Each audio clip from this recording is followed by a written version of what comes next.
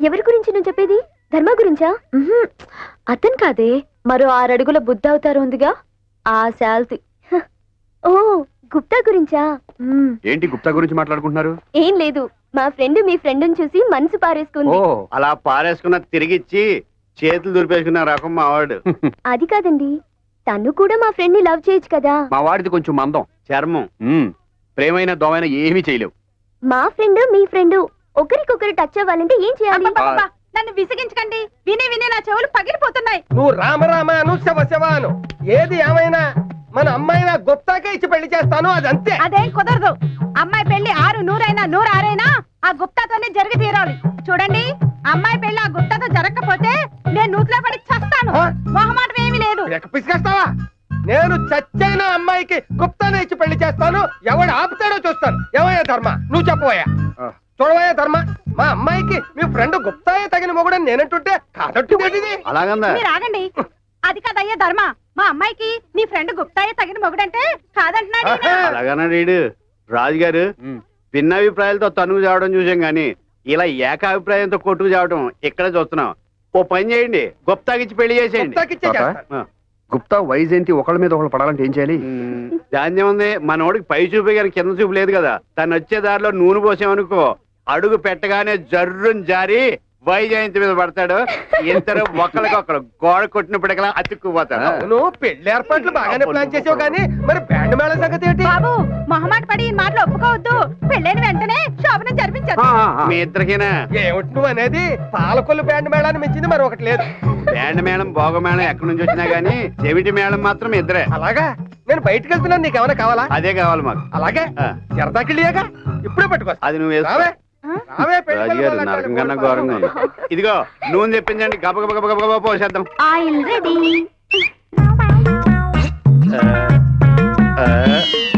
ఎక్కడికి?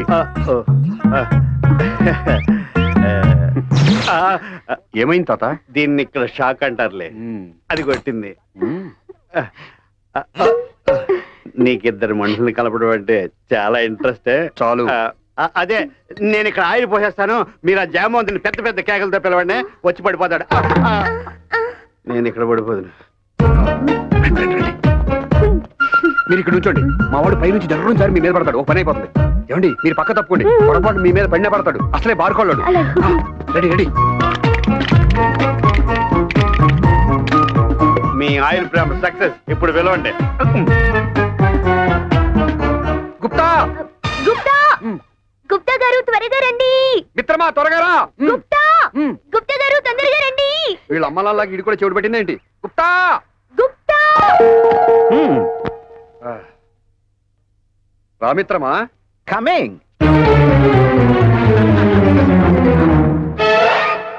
ఏమిటి అరుపులు కేకలు? ఏమైనా జరిగిందా? ఏదో జరుగుతుంది అనుకున్నావు, ఏది జరగలేదు. ఏంటి అనుకున్నది అనుకున్నట్టు జరిగిపోయిందా? నువ్వు వస్తే జరుగుతుంది, అక్కడ వెయిటింగ్.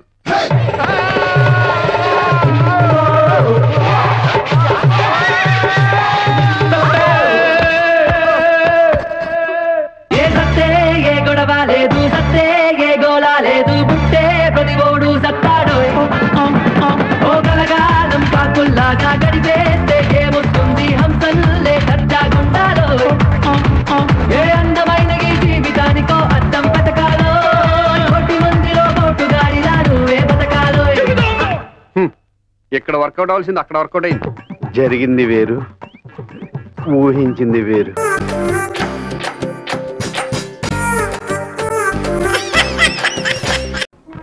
అర్థమైంది కదా, నేను చాలా ప్రిన్సిపల్స్ ఉన్న మనిషిని. నా ఆఫీసులో ఉద్యోగం చేయడం అంటే తారు రోడ్డు మీద కారు ప్రయాణం లాంటిది కాదు, మిట్టపల్లాల్లో కాలినడక లాంటిదని నీకు తెలియజేయడానికే నిన్ను ఈ రూట్లో తీసుకొచ్చానన్నమాట. తెలిసిందా? తెలిసింది సార్, బాగా తెలిసింది. ఇప్పటికీ మనం 32 కిలోమీటర్లు నడిచొచ్చాం. పుట్టి బుద్ధిరిగాక నేను ఎప్పుడు ఇంత దూరం నడవలేదు సార్. నడవాలయ్యా, నడకని మించిన వ్యాయామం లేదని నమ్మే మనిషిని నేను. అసలు మనిషి జీవితమే నడక్కదయ్యా. ఉయ్యాల నుంచి శ్మశానం దాకా ఉండే నడకే జీవితం, పురిటి మంచం మించి పుడకల చితి దాకా ఉండే నడకే జీవితం. ఏమంటావు? ఏమనడానికి నాలో ఓపిక మిగలేదు సార్. జస్ట్ ఊరికి అలా వింటారంతే. పద, అలా సరదాగా ఇంకో 20 కిలోమీటర్లు నడిచి వచ్చేద్దాం. ఇంకో 20? అదిగో చూసావా, నువ్వు ఇలా తూలిపోతున్నావంటే నీ శరీరం ఇంకా వ్యాయామాన్ని కోరుతోందన్నమాట. పద, దా అలా నడవాలి. 10:30కి టీవీ డీలర్ల మీటింగ్ ఉంది, వెనక్కి వెళ్ళిపోదాం సార్. నిజమే, ఆ మీటింగ్ సంగతి మర్చిపోయాను నేను. చూడు ప్రసాదం, నేను చెప్పిన నియమ నిబంధనలు నీకు ఇష్టమైతే రేపే వచ్చి ఆఫీసులో చేరు. మరి ఉంటాను.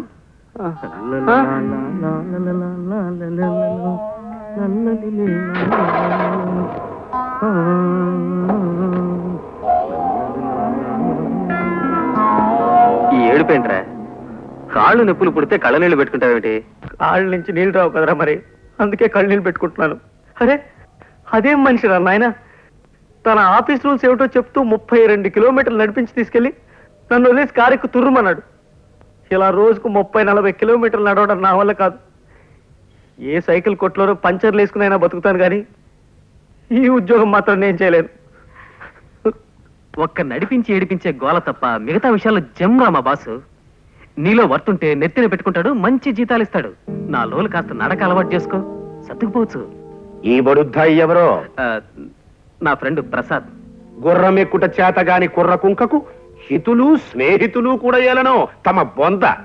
జోగి జోగి రాసుకున్న బూడిదరాలనని ఈ గృహమునందు అతిథులకు చాకిరి చేయి వారెవరునూ లేరు. తక్షణమేతగాడని చతుశ్చక్ర శకట నివాస స్థానమునకు కొనిపోయి పంపివేయుడు. చతుశ్చక్ర ఇదేమిటి? మానవుల భాషలో మాట్లాడినా? ఆ చతుశ్చక్ర శకట నివాస స్థానమును ఆంగ్లమున బస్ స్టాండ్ అందరు. ఇది నువ్వు తెలియదు మనకు, మన పిండము. మీ నాన్నగారా? అవును. పాపం.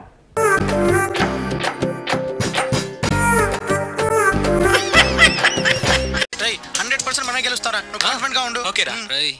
తీస్తారా?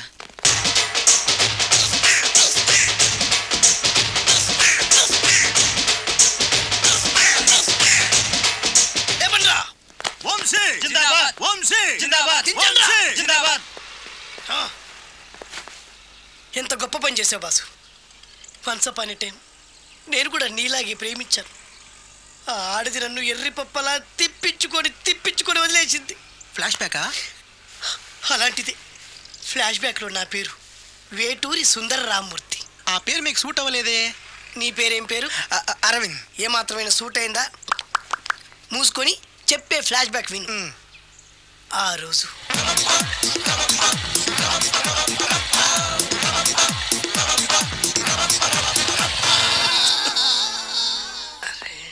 ఏంటిది? కొత్త బండి ప్రాబ్లం రాకూడదే. ఓవర్ఫ్లో అయిందా? Excuse me.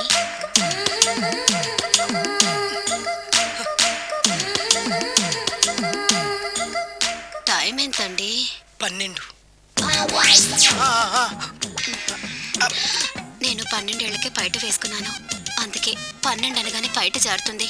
ఏమీ అనుకోకండి. పర్లేదు. మీ పేరేం పేరు? వరలక్ష్మి. వరలక్ష్మి పైట జారింది. ఆ 1.5 నిమిషంలోనే నా మనసు జారిపోయింది. ఆ బలమైన అందాల్ని చూస్తూ నా మనసు బలహీన పడిపోయింది. ప్రతిరోజు పార్కులో వాచ్మెన్ కంటే ముందెళ్ళి గేట్లు తెరుచుకొని ఎదురు చెట్ల కింద ఉన్న ఎల్లో బాల మీద కూర్చొని ప్రేమించుకునే వాళ్ళం.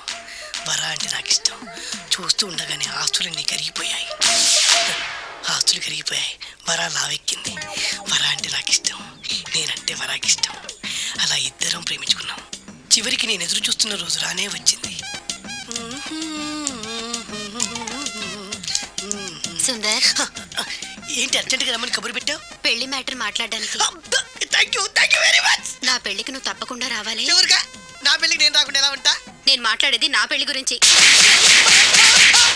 రండి. నేను పెళ్లి చేసుకోబోయేది ఇతన్ని. పేరు బేస్బాబు. హాయ్. ఈ ఉంగరాలు నగలు అవన్నీ మీరిచ్చిన గిఫ్ట్లే. వస్తాను ఫ్రెండ్. పదండి. బాయ్.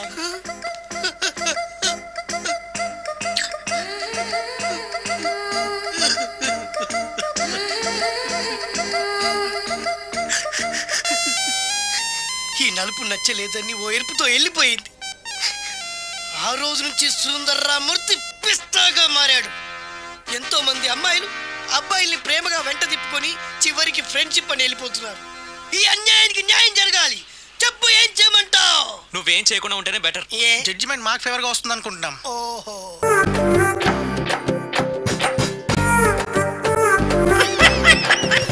ఓరి బ్రేచుడా, దుర్మార్గంతో మా సంస్కృతిని ఏంటా ఇది పట్టుకోవడం అంటే పిసికేయడమేనా? పిసికేయడమేనా అంటున్నాను. సారీ ఏంటి? సారీ ఏమైనా మూర్తి ఎక్కడ తీసుకొచ్చావు? ఏం మంగళశాలను తీసుకొచ్చావు? సారీ సారీ అంటే సారీ ఏంటి? మీ తాలూకానా? సరే కొంచెం మెల్లిగా. మీ తాలూకానా అడుగుతున్నాను. కాదు సార్, 30 years ఇక్కడ, 30 years యాక్టింగ్, 30 years ఆర్టిస్టు జీవించాలి. టేక్ 15. ఓరి ప్రౌచుడా, ద్రోహంతో మమ్మల్ని వంచన చేసి దుర్మార్గంతో మా సంస్కృతి కింద కింద డైలాగ్ ఫ్లోలేదయ్యా. ఏంటిది డైలాగ్ ఫ్లోలేదయ్యా? రైటర్ ఎక్కడ? ఆడెవడో డైరెక్టర్ కదని మన రైటర్స్ కాపీ కొట్టారటండి. ఆడెళ్ళేమో ఛాంబర్ లో కేసు పెట్టాడు, వీళ్ళు మాట్లాడడానికి వెళ్ళారు. Immediate one more take 48. ఓరి ప్రౌచుడా, ఏంటి ఆ సౌండ్? ఏంటి సార్ ఆ సౌండ్? ఏంటి? Butter paper sir. మాకు తెలుసు, 30 years నుంచి ఇండస్ట్రీలో ఉన్నాం. ఏ పేపర్ ఏంటో మాకు తెలీదా? డైలాగ్ చెప్పు. నిన్ను ఖండాలుగా నరికి. ఏంటి నాతోనే గేమ్ సార్? 30 years ఇండస్ట్రీలో లేకుండా చేస్తా నేను. ఫస్ట్ నుంచి రా. ఓరి మ్లేచ్చుడా, ఓరి డైలాగ్ చెప్పడా రాదే? పైగా శంబళం 1.5. Take 63, take 91, take 100, take 125. ఓరి మ్లేచ్చుడా, ద్రోహంతో మా మంచితనాన్ని వంచి, దౌర్జన్యంతో మా ఆలయాల్ని కూలదోసి, దుర్మార్గంతో మా సంస్కృతిని నాశనం చేసి, దోపిడీతో మా సంపదని సొంతం చేసుకొని, నీది అనేది ఏదీ లేని ఈ దేశాన్ని నాది అనే స్థితికి వచ్చిన నీకు దమ్ముంటే, ధైర్యం ఉంటే న్యాయబద్ధమైన ఖడ్గయుద్ధములకు రమ్ము. మా హైందవ వీరుల పొగతనం ఏమిటో చూపిస్తాను.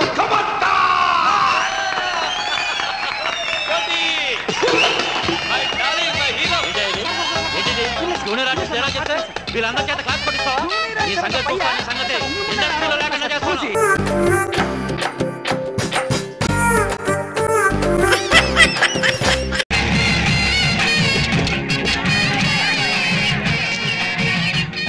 నమస్కారం. ఎవరమ్మా వాళ్ళు? విజయనగరం జమీందారులమ్మా. ఇదేటండి మీరంత భారీ మొక్కలు మొక్కలే, గుడి చూస్తే చాలా చిన్నదిగా ఉంది. గుడి చిన్నదిగా ఉన్నా ఈ దుర్గమ్మ చాలా మహిమగల తల్లిరా. కాసు బంగారం పెడతా కూడా కటకటలాడిపోయే ఈ రోజుల్లో 250 సవర్ల బంగారం దేవుడికి మొక్కు తెచ్చుకోవడం అంటే మాట్లాడండి. ఈ గుడి చరిత్రలో మీ పేరు శాశ్వతంగా తెలిసిపోతే. ఆయనకు సౌండ్ అంటే పడదుగా. ఇలాంటి విషయాలు అందరూ వినేలా గట్టిగానే మాట్లాడాలరా. 250 సవర్లు కర్మ, తమ తలుచుకుంటే 450 సవర్లు చేస్తారు. తమరికేటండి మహారాజులు. నమస్కారం అయ్యా. నమస్కారం. బాగున్నారా? బాగున్నానయ్యా. గుర్తుపెట్టారన్నమాట. అమ్మవారికి మొక్కుంది. ఈ బంగారు కిరీటం, అరవంకీలు అమ్మవారికి అలంకరించి పూజ జరిపించండి. కాసేపు ఆగాక జరిపిస్తారయ్యా.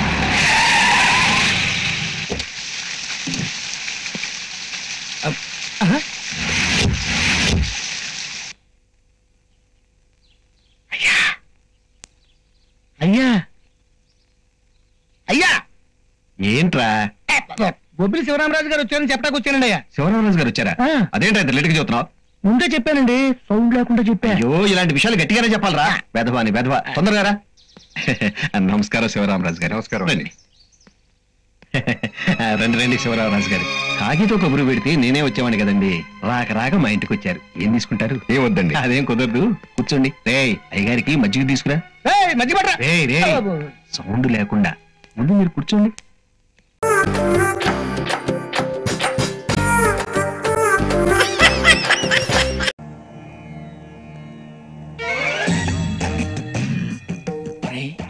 కళ్ళు మూసుకునే ఉన్నాడు. కొంపదీసి నిద్రపోతున్నాడేంటి?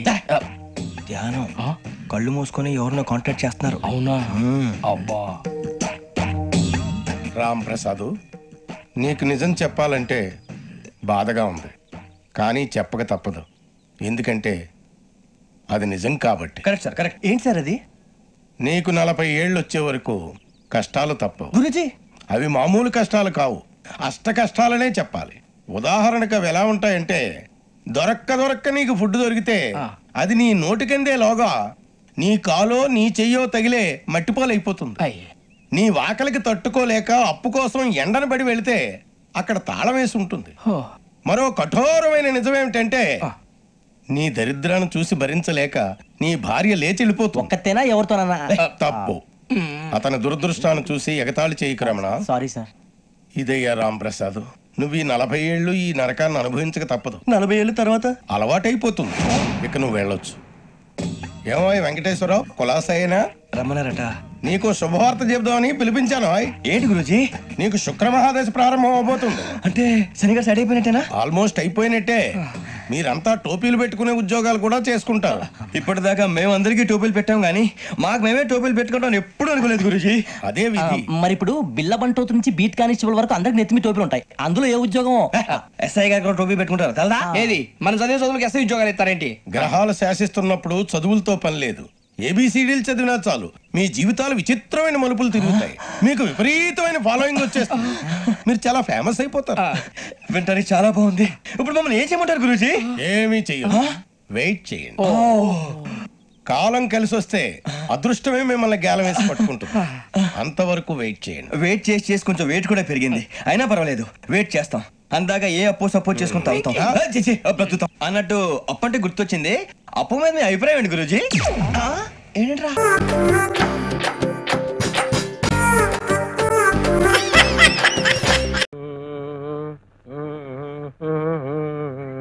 థ్యాంక్ గాడ్ ఉన్నావా? ప్యాకెటింగ్ చెక్ చేసి ఉంటావు అనుకున్నాను. జస్ట్ స్టార్ట్ అయ్యాను, ఎదురుపడ్డావు. ఏంటి జైమాలిని వదిలేసిన జరదాకిల్లిలా ఫేస్ ఏంటి అలా పెట్టావు? ఎనీ కష్టం? కష్టాలంటే కష్టాలు కాదు. ఇది ఉంచుకుని 200 ఇచ్చావంటే 4 కౌంట్లు కొట్టి నీ డబ్బు నీకు ఇచ్చేస్తా. పోయేస్. ఏమండి, బాలింతరాల్ని చంటి బిడ్డతో వస్తున్నాను, స్టేషన్ కి రమ్మని టెలిగ్రామ్ ఇస్తే మీరు రాలేదే? కన్నావులే, రాంగ్ షోలో ఆడపిల్లని ఏమాత్రం దానికి స్టేషన్ దాకా రావాలంటే కమలాసం తిని బారేసిన కమలాపడి తోక్కలా ఫేసి ఇది.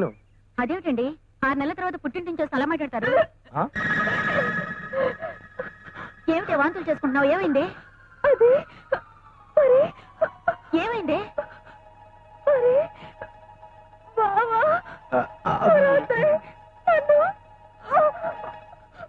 ఏమండి, ఏమిటిది? నేను ఊరికెళ్తే మీరు హోటల్ తిండి తినలేరని, మీ ఆరోగ్యం పాడవుతుందని మా చెల్లెల్ని ఇక్కడ ఉంచెడితే దాని జీవితం నాశనం చేస్తారా? ఏం చేయమంటావు? నువ్వు పురిటికెళ్ళి 10 రోజుల వరకు మూడెంకేసుకుని సింగిల్ గానే పడుకున్నాను. ఓ రోజు స్విమ్మింగ్ డ్రెస్ లోను దివ్య భారతలా నీ చెల్లెలు నా కంటికి ఆనేసింది. ఎమోషన్ వచ్చేసింది, తట్టుకోలేక కమిట్ అయిపోయాను. ఎలాగూ కమిట్ అయిపోయాను కదని కంటిన్యూ అయిపోతున్నాను.